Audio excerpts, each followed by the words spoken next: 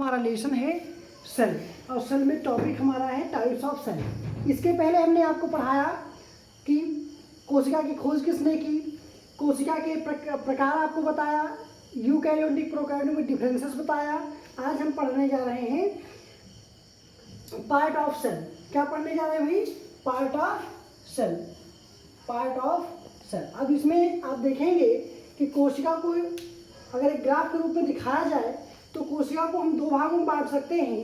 पहला आपका कोशिका भित्ति, और जिसे आप सलवाल कहते हैं। दूसरा जीव द्रव्य या प्रोटोप्लाज्म।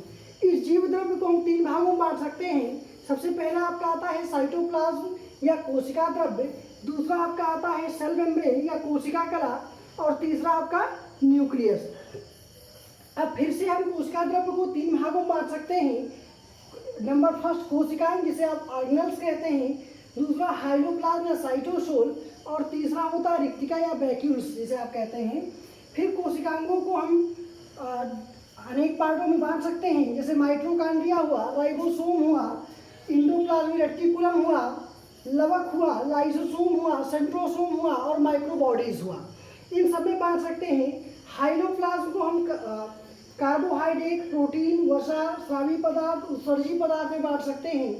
तो ऐसे ही केंद्रक को भी चार भागों में बांटा जा सकता है। इसका नंबर फर्स्ट आएगा केंद्रक कला, दूसरा केंद्रक द्रव्य, तीसरा क्रोमैटिन और चौथा केंद्रिका। इस प्रकार हम पूरे पार्ट ऑफ सेल को पढ़ेंगे। अब सबसे पहले बात की जाए कि कोशिका भित्ति क्या है, सेल वॉल क्या है। तो सेल वॉल में ही सन 1665 की बात की जाए, सन 1665 में ही कोशिका की खोज कोशिका भित्ति में ही रॉबर्ट हुक साहब ने किया। अब कोशिका भित्ति जो होती है वो पादप तथा कुछ जो आपके कवक होते हैं इनमें पाया जाता है। अब पादपों में जो पाया जाता है कोशिका भित्ति वो सेलुलोज की बनी, जबकि कवकों में जो होती है वो काइटिन की बनी होती है। तो आप कह सकते हैं कि कोशिका भित्ति पादपों में सेलुलोज की बनी, जबकि कवकों में काइटिन युक्त बनी कोशिका भित्ति होती है। और कोशिका भित्ति का काम जो होता है वैसे कहा जाए तो ये जीव द्रव्य का स्रवित पदार्थ होता है, और इसका काम होता है कि यह प्रतिकूल वातावरण में रक्षा तथा सहारा प्रदान करेगी, रक्षा तथा सहारा प्रदान करने का काम करती है। फिर से देख लीजिए, हमने कहा कि कोशिका भित्ति के ही अध्ययन में सन 1665 में रॉबर्ट हुक साहब ने कोशिका की खोज की। अब इसके बाद कहा जाए तो ये पादप कोशिकाओं में पाए जाने वाले ऑर्गेनल्स हैं, जो पादपों में सेलुलोज की बनी, जबकि कवकों में काइटिन युक्त पदार्थ होता है। अगर इसके कार्य की बात की जाए तो ये पौधों को प्रतिकूल वातावरण में रक्षा तथा सहारा प्रदान करने का कार्य करते हैं। इन परिपक्व कोशिकाओं को या इनको आप कह सकते हो तीन भागों में बांटा जा सकता है। मध्य पटलिका तथा मध्य पटलिका के ऊपर जो प्राथमिक भित्ति होता है, और तीसरा जो होता है उसे द्वितीयक भित्ति कहते हैं। यानी तीन भागों में से बांटा जा सकता है, मध्य पटलिका, प्राथमिक भित्ति और द्वितीयक भित्ति। ये आपका इस प्रकार कोशिका भित्ति हो गया। अब दूसरे की बात करें कि जीव द्रव्य किसे कहते हैं या प्रोटोप्लाज्म, तो सबसे पहले बात आती है जीव द्रव्य की खोज किसने किया। तो जीव द्रव्य की खोज सबसे पहले डुजार्डिन नामक वैज्ञानिक ने किया। जीव द्रव्य की खोज फिर से सुन लीजिए, डुजार्डिन नामक वैज्ञानिक ने किया, और जीव द्रव्य का नाम सारकोड रखा। क्या रखा भाई? सारकोड। इन्होंने इसको सारकोड नाम दिया। अब दूसरी बात है, तथा पुरकिंजे ने इसे प्रोटोप्लाज्म नाम दिया। पुरकिंजे ने इसे जीव द्रव्य को अर्थात प्रोटोप्लाज्म नाम दिया या जीव द्रव्य कहा, जबकि हक्सले ने जीव द्रव्य को जीवन का भौतिक आधारशिला कहा। अब अगर इसके फिजिकल बेस की बात करें तो ऐसे आप कह सकते हैं कि जीव द्रव्य लचीला, चिपचिपा, कणिका में जटिल बहुरूपीय कोलाइडी तंत्र होता है। इसके बाद अगर इसके रासायनिक संगठन की बात की जाए तो इसमें जो प्रतिशत होती है रासायनिक पदार्थों की, इसमें जैसे आप देख लीजिए कि जल जबकि कार्बोहाइड्रेट 14 से 16%, वसा आपका 1 से 2%, प्रोटीन्स आपका 14 से 15%, अकार्बनिक लवण आपका 1 से 1.5%, अम्ल तथा न्यूक्लिक अम्ल 1 से 2%। तो ये आपका रासायनिक संगठन होता है। और दूसरा कंडीशन मैंने आपको फिजिकल बेस बता ही दिया कि फिजिकल बेस में आप कहेंगे कि जीव द्रव्य लचीला, चिपचिपा, कणिका में जटिल, बहुरूपीय कोलाइडी तंत्र होता है। इसके आगे अगर आप मुझसे पूछें कि क्या काम होता है, तो आप ऐसे कह सकते हैं कि इसके अंदर जो क्रियाएं होती हैं उसमें उपापचय, उत्सर्जन, गति, वृद्धि तथा जनन, उत्तेजनशीलता और अनुकूलन जैसी क्रियाओं का संचालन जीव द्रव्य में ही होता है।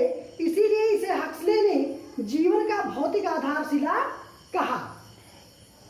अब इसके अगर बात की जाए कि इसको कितने भागों में बांटा जा सकता है प्रोटोप्लाज्म को, तो प्रोटोप्लाज्म को हम 2 भागों में बांट सकते हैं, एक कोशिका द्रव्य, दूसरा कोशिका कला और तीसरा केंद्रक। तो सबसे पहले हम चर्चा करें कोशिका द्रव्य का या साइटोप्लाज्म का। अब कोशिका द्रव्य को हम 3 भागों में विभाजित कर सकते हैं। सबसे पहले जो आता है कोशिका अंग या ऑर्गेनल्स जिसे कहते हैं, दूसरा हाइलोप्लाज्म या साइटोसोल और तीसरा रिक्तिका। इसमें कोशिका द्रव्य आपका विभाजित होता है। अब हम बात करेंगे ऑर्गेनल्स की, तो आप इसकी हिंदी होती है कोशिकांग, यानी कोशिका में पाए जाने वाले अंगों को हम कोशिकांग कहते हैं। कोशिकांग में सबसे पहले आपका आता है माइटोकॉन्ड्रिया।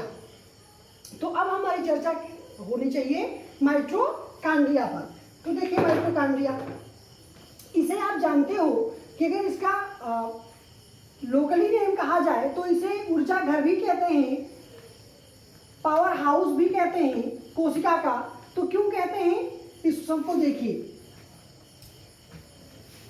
आज आपको पढ़ाने, देखिए इसमें आपका सबसे पहले माइटोकॉन्ड्रिया, माइटोकॉन्ड्रिया की जाए माइटोकॉन्ड्रिया पर। सबसे पहले बात की जाए खोज किसने किया, तो खोज इसकी कीटों की रेखित पेशियों से किया गया। कहां से किया गया भाई, कीटों की रेखित पेशियों से। खोज किसने किया कीटों की रेखित पेशियों से, तो कोलिकर। यानी आप कहेंगे कि कोलिकर ने कीटों की रेखित पेशियों से माइटोकॉन्ड्रिया की खोज की, जबकि अल्टमान ने इसे बायोब्लास्ट नाम दिया। अल्टमान ने इसे बायोब्लास्ट नाम दिया और सी बेंडा ने, एक साइंटिस्ट हैं सी बेंडा ने इसे माइटोकॉन्ड्रिया नाम दिया, माइटोकॉन्ड्रिया नाम दिया। देख लीजिए फिर से, कोलिकर ने कीटों की रेखित पेशियों से माइटोकॉन्ड्रिया की खोज की, जबकि इसे अल्टमान ने बायोब्लास्ट नाम दिया और सी बेंडा ने इसे माइटोकॉन्ड्रिया कहा। ये तो हो गया नाम खोज। अब इसे, इसका जो पॉपुलर नेम अगर कहा जाए तो इसे कोशिका का पावर हाउस कहते हैं। क्यों कहते हैं, क्योंकि जो भोज्य पदार्थों का दहन होता है वो माइटोकॉन्ड्रिया में ही होता है और जो यहाँ से ऊर्जा बनता है वो एटीपी के रूप में बनता है, एटीपी के रूप में बनता है। तो ये हो गया। अब इसके चित्र के द्वारा हम समझ लें कि माइटोकॉन्ड्रिया को पावर हाउस क्यों कहते हैं। तो आइए देखिए इसका चित्र कुछ इस तरह, ऐसे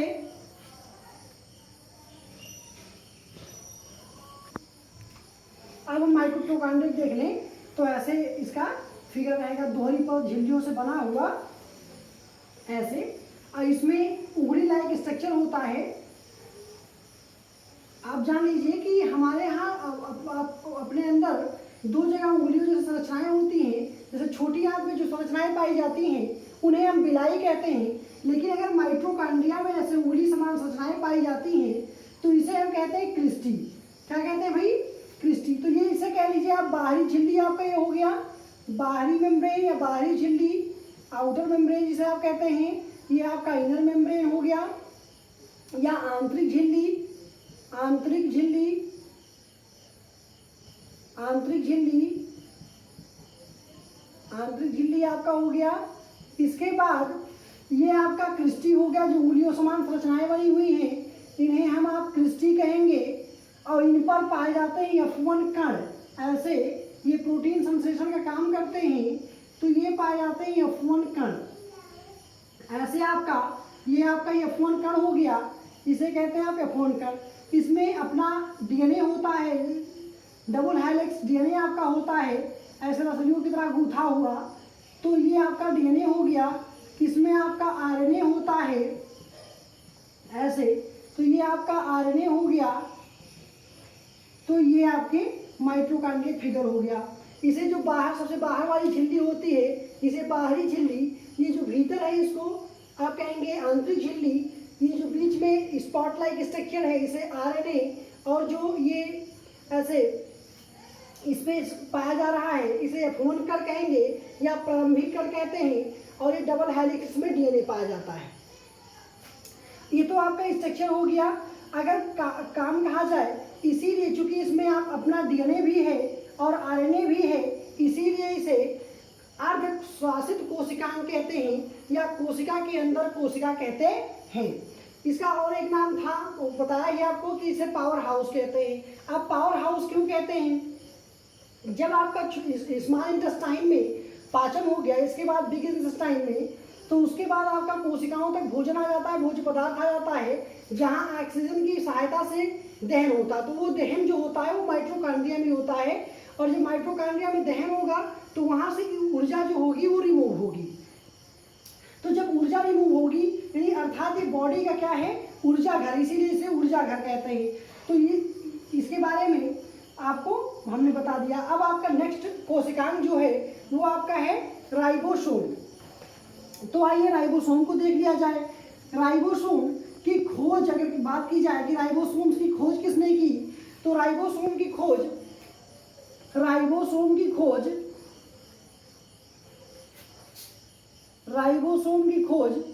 पैलाडे ने किया। किसने किया? पैलाडे ने किया। कहाँ से किया? तो जंतु कोशिकाओं में। आप कहेंगे जंतुओं में पैलाडे ने राइबोसोम की खोज की, इसीलिए राइबोसोम को पैलाडे कण भी कहते हैं। क्या कहते हैं भाई? पैलाडे कण भी कहते हैं। इसके बाद अगर बात की जाए कॉमन नेम की, तो इसे प्रोटीन फैक्ट्री कहते हैं। प्रोटीन फैक्ट्री कहते हैं इसे। अब क्यों कहते हैं इसे अभी बताऊंगा। तो इसे प्रोटीन फैक्ट्री कहते हैं। जंतुओं में पैलाडे ने इसे खोजा, तो इसे पैलाडे कण कहते हैं। जबकि अगर बात आप करें कि पादपों में किसने खोजा, तो सबसे पहले सेम की जड़ों से इसे रॉबिन्सन तथा ब्राउन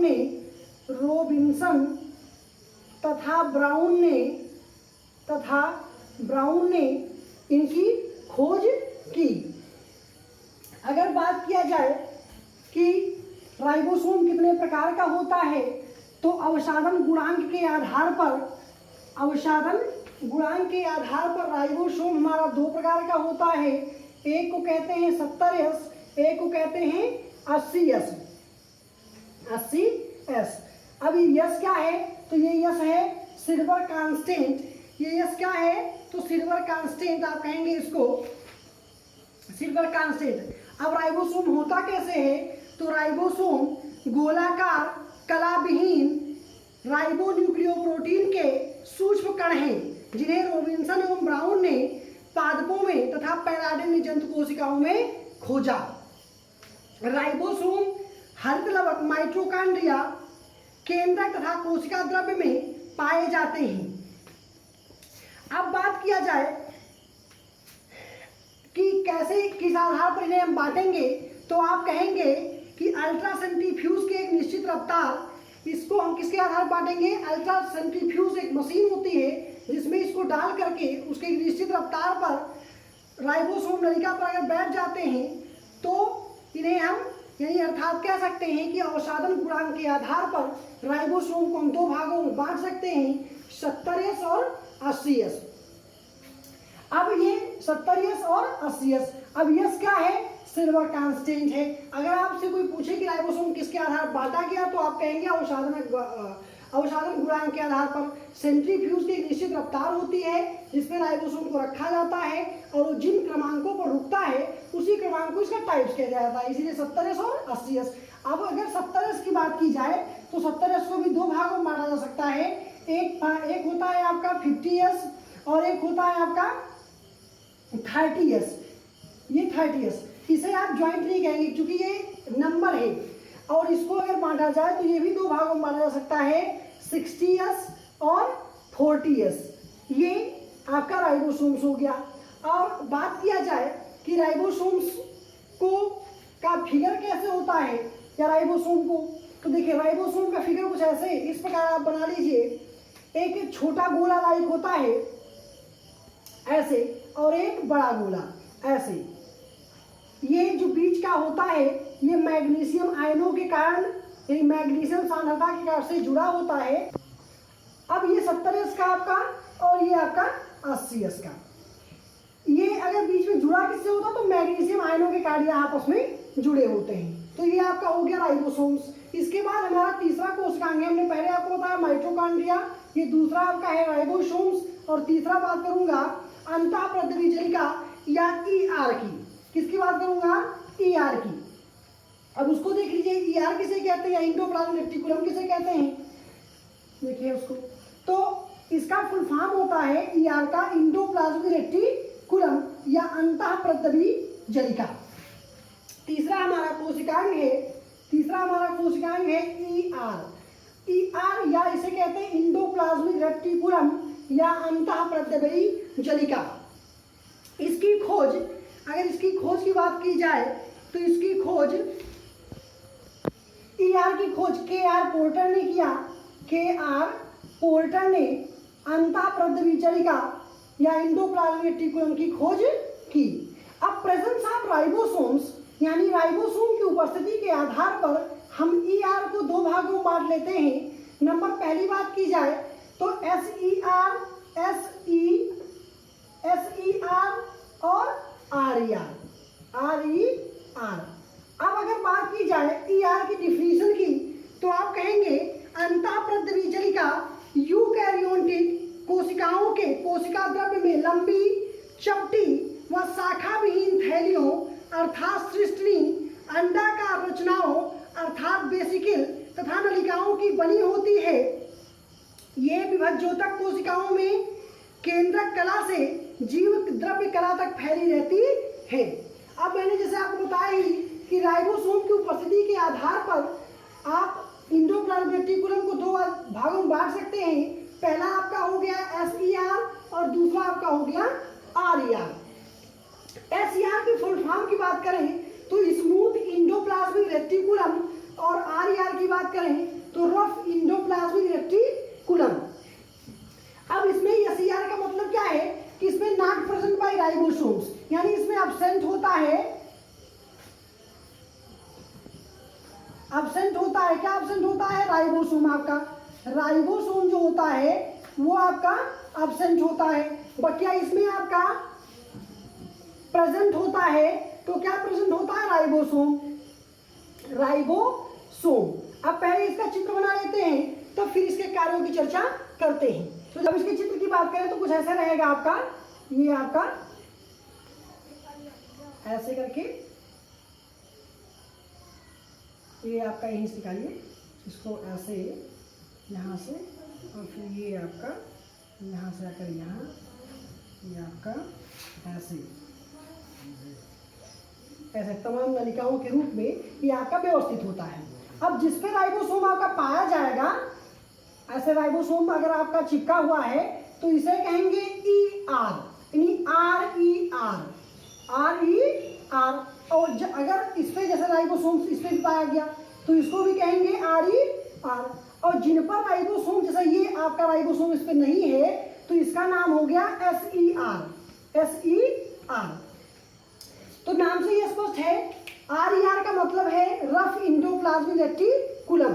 अब ये देखिए राइबोसोम पाए जाने नाते ये क्या हो जाता है? खुरदुरा होता है, इसीलिए इसे रफ एंडोप्लाज्मिक रेटिकुलम। और इसमें कोई दाग नहीं, कोई राइबोसोम प्रेजेंट नहीं, बिल्कुल स्मूथ है, सपाट है इसलिए इसे कहते हैं स्मूथ एंडोप्लाज्मिक रेटिकुलम या सपाट अंतःपद्रवी जलिका। अब इसके कार्यों को जान लिया जाए तो कार्यों में सबसे पहले इसका जो कार्य होता है वो कोशिका विभाजन के समय नई केंद्रक कला बनाती है। दूसरा, रुत अंतःपद्रवी जो जलिका होती है यानी RER जो होता है उसका काम, जो राइबोसोम लगे होते हैं उस पे वो प्रोटीन संश्लेषण का काम करता है।